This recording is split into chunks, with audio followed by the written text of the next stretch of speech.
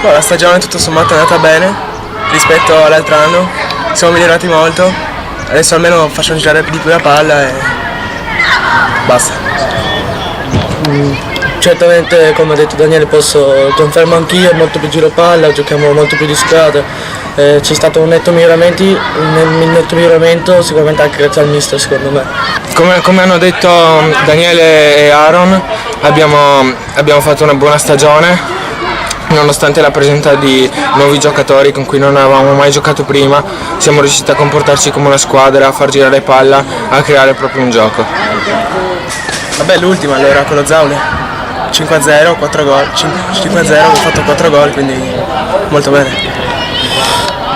Secondo me tutte le partite sono state importanti, però non sempre vincere secondo me può essere la cosa fondamentale per dimostrare una bella prestazione. Secondo me anche il ritorno contro il Bisiacca abbiamo giocato bene, anche se abbiamo perso 4-1, c'è stato un buon gioco di squadra.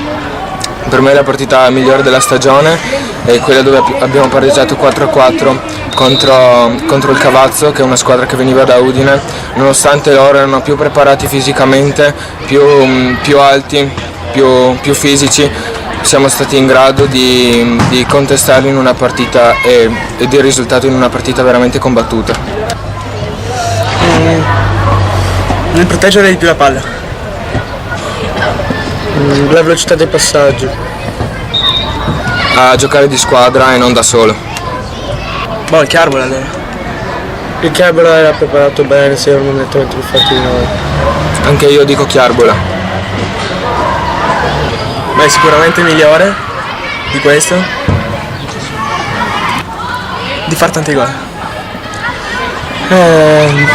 Anche secondo me sarà migliore, però non so ancora in che ruolo giocherò, dipende tutto dal mister. Io spero sempre di migliorare io in tutto, in generale. Credo che andrà meglio dell'anno scorso.